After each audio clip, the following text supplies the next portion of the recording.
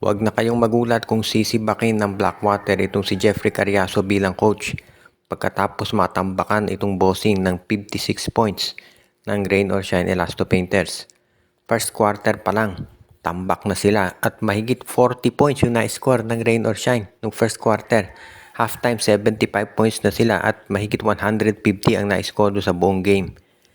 Kaya naman syempre very unacceptable ito para dito sa Blackwater bossing. Alam natin na 3-0 na yung record ng Rain or Shine bago nagsimula yung game. Pero yung ganitong klaseng panalo na sobrang tambak, grabe. Ito yung pinakamalaking lamang sa kasaysayan sa 46-year history ng PBA. Kaya hindi na ako magtataka kung itong Blackwater bossing talaga magpalit na ng coach. Kung sa bagay, marami nang nakapansin na may problema talaga dito sa rotation ni Coach Jeffrey Cariaso. Dahil bakit ba niya hindi ginagamit na starter itong si Cedric Barefield? At dapat mas maraming minuto kay Barefield, Dalf Panopio at Christian David. Dahil parang yan yung kanilang big three. So yan talaga dapat yung binibigyan nila ng konsiderasyon. Kaya marami ang naniniwala na kinakailangan na talaga ng pagbabago dito sa Blackwater bossing. Ngayon, tignan natin kung ano mangyayari dito kung papalitan nga dito si Cariaso dahil alam natin na itong Blackwater bossing kinakailangan niya ng mas magandang performance dahil kung titignan natin yung lineup nila, marami nagsasabi na dapat ito'y at least ka-level ng Phoenix Fuel Masters dahil malakas yung lineup nila. Nandiyan si Cedric Barefield at alam natin kung ano ang capability ng nasabing player. Kaya nga ngayon, abangan natin yung gagawing announcement ng Blackwater dito sa pagpapalit kay Jeffrey Cariaso bilang coach at kung sino ang kanilang kukunin para maging bagong head coach nito. Marami ang naniniwala na magiging maganda to para sa future ng Blackwater kung sakasakali nga na mapalitan na yung kanilang head coach sa ngayon. Ayon dito sa San Miguel Beermen, itong si Justin Patton ay kinuha talaga nila para maging ball stopper. Ito'y kinumpirma mismo ni team manager Gia Vanilla pagkatapos manalo ng San Miguel dito sa first game ni Patton. 24 points ang na-score ni Patton, naka 17 rebounds at kitang-kita mo naman na mas malawak yung offensive skills nitong si Patton kumpara dito sa dati nilang import na si Marcus Lee. Itong si Patton nakita natin mas athletic, merong offensive moves talaga, may jump shot, merong inside game, may post-up game. So pwede talaga to na maasahan. Kaya yan ang dahilan kung bakit ito ang kinuha ng San Miguel Beermen. Bukod dito sa athletic offensive skill ni Patton, yung lapad ng katawan nito, no? Parang yan ang kinakailangan ng San Miguel pantapat dito kay Bol at sa iba pang malalaking big men ngayon dito sa PBA Commissioner's Cup. So, okay na okay itong si Patton, mukhang fit siya dito sa San Miguel at maganda yung naging samahan nila ni Junmar Fajardo. Kaya maraming naniniwala na ito'y good news para sa San Miguel. Lalo na at nagbabalik na rin ito si Jericho Cruz. Kaya sa tingin ko pwede talaga itong si Patton na maging long time import ng San Miguel. Of course, first game pa lang yun at ang kalaban nila ay itong Macau Black Bears, no? O baka Black Knights. Pero naniniwala ang marami na itong si Patton ay talagang pwede dito sa San Miguel at mukhang magandang fit siya talaga dito sa lineup ni Coach Leo Austria.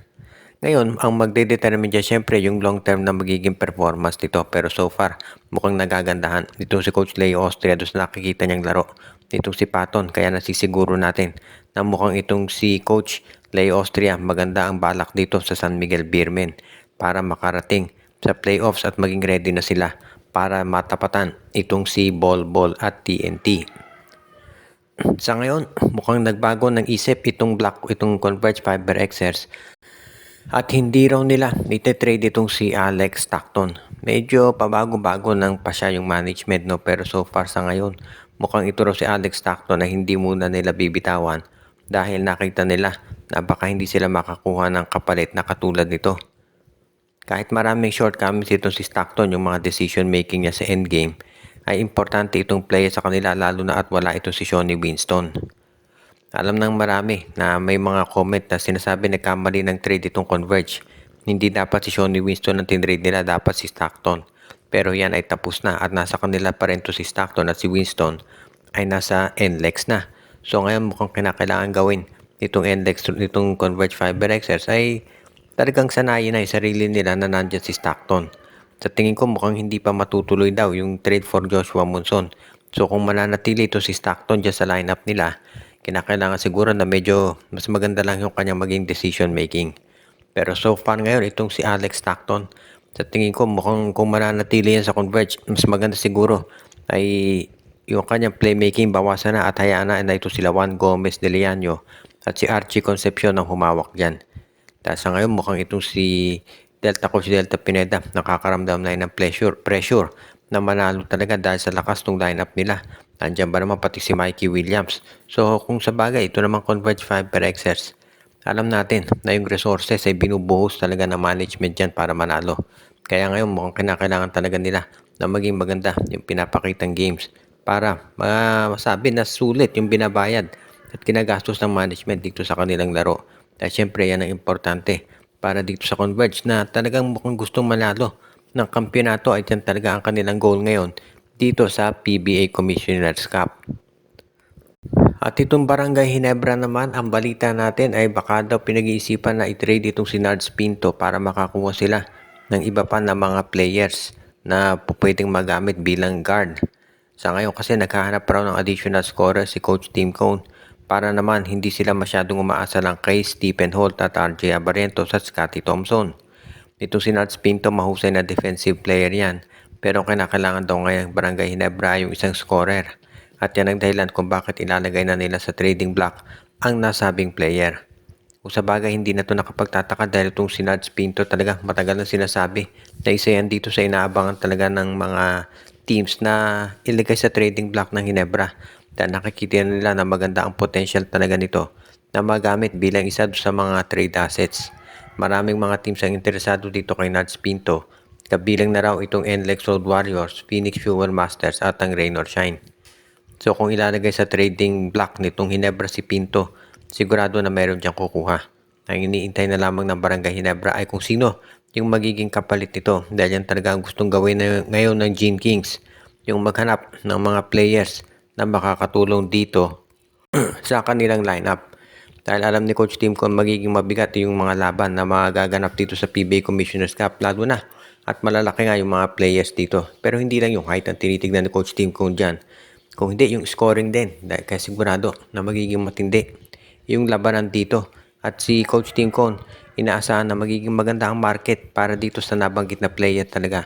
Nakatulad nito si Nards Pinto. Kaya willing siya na ilagay ito sa trade market para masiguro na magiging mas maganda yung kanilang lineup. At yan naman talaga yung inaabangan ng marami. Itong mga gagawing trades ng Barangay Ginebra para masiguro na maging sila ay isa dito sa mga teams talaga na makakabante na sa playoffs. At sa pagtatapos natin ay batiin natin yung mga regular viewers natin na sila Monde Guzman, Malyari Mascarillas, si Katsakino Dukusin, si Jonel Alagon, Joshua Giray Espejo at Rosales family, si RG Bueno, si Anthony Alon, Michael D, Dexter Domer, Ireneo Salangsang, si Edwin Carmona Jr., si Romeo Conchada at iba pa.